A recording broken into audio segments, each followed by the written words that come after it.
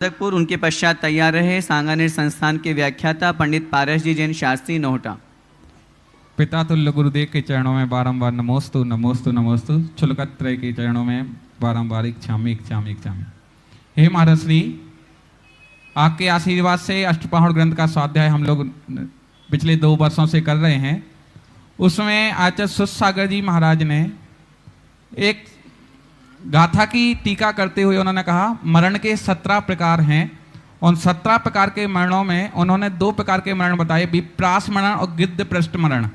विप्रास मरण में अर्थात संयम की रक्षा के लिए संयमी अपनी श्वास को रोक करके अपने प्राणों का अंत कर लेता है, ये विप्रास मरण है।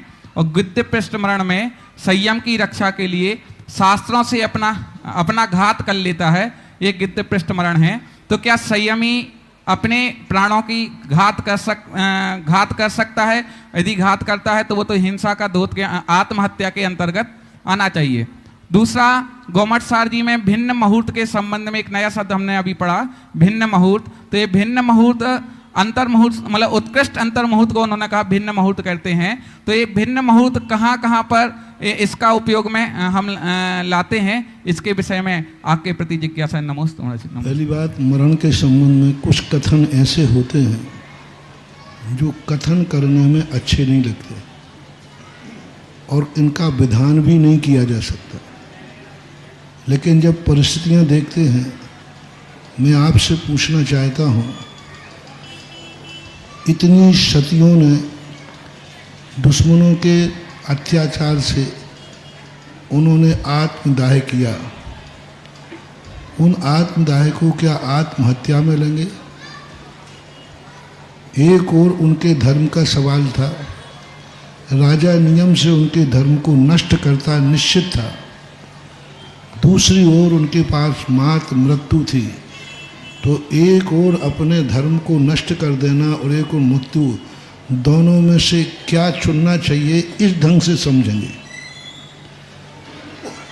उनको अपना धर्म खो देना चाहिए या मौत को अंगीकार करना चाहिए? आपसे पूछ रहा हूँ। मौत को अंगीकार करेंगे। तो आत्महत्या में तो नहीं लोगे आप?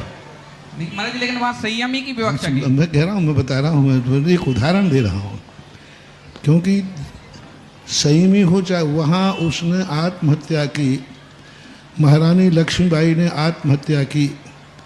उस समय उनकी परिस्थिति क्या थी? क्या एक माँ को बेटे की हत्या करना चाहिए? यदि ये प्रश्न पूछोगे तो मना करूँगा, लेकिन महारानी लक्ष्मीबाई के सामने क्या परिस्थिति थी? उन्होंने अपने हाथ से अपने बेटे को मार दिया और स्वयं मर गई। अब वो परिस्थिति ऐसी थी कि उस समय यदि वो यह कदम नहीं उठाती तो क्या होता, उसकी कल्पना करो। तो सीधा प्रश्न पूछोगे, क्या बेटे को माँ मार सकती है? नहीं। क्या आत्महत्या करना चाहिए? नहीं।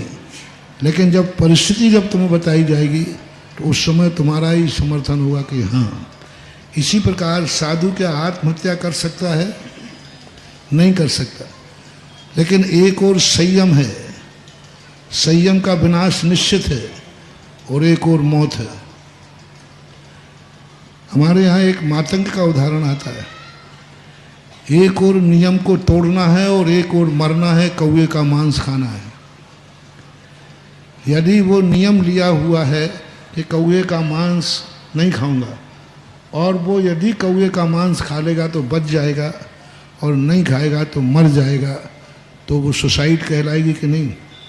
उसने अपने नियम की रक्षा के लिए प्राण दे दिए, मर गया। बच जाता 100% था, वैद्य कह रहा है।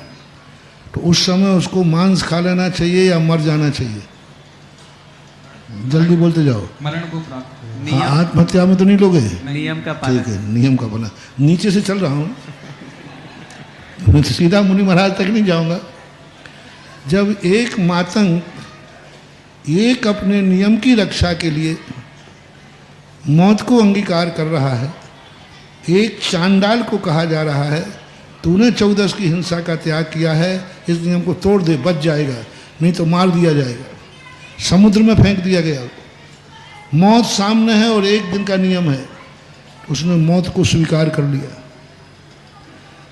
सापेक्ष। इसी प्रकार मुनिराज की उस समय दशा क्या है, उनका मुनिव्रत नहीं बचेगा, सब कुछ खत्म हो जाएगा। अन्यथा मुनिव्रत के साथ मरना श्रेष्ठ है या बचना श्रेष्ठ है, मुनिव्रत के साथ। तो उस समय एक महाराज के संबंध में चर्चा आती है, यति वृषभ आचार्य ये रहे या दूसरे रहे, उनको ऐसी राजकीय परिस्थितियों में ऐसे धर्म की अप्रभावना और धर्म नाश होने की पूरी संभावना थी, उन्होंने आत्महत्या की स्थिति बताई जाती है। एक पुराणों में कथा आती है कि यदि एक चोर ने जाकर के उन महाराज के सामने कुछ वस्तु पटक दी और वहीं पर जाकर के उसने सारा सामान रख दिया और वहीं पर उसने अपना जो शस्त्र वगैरह थे सब रख दिए।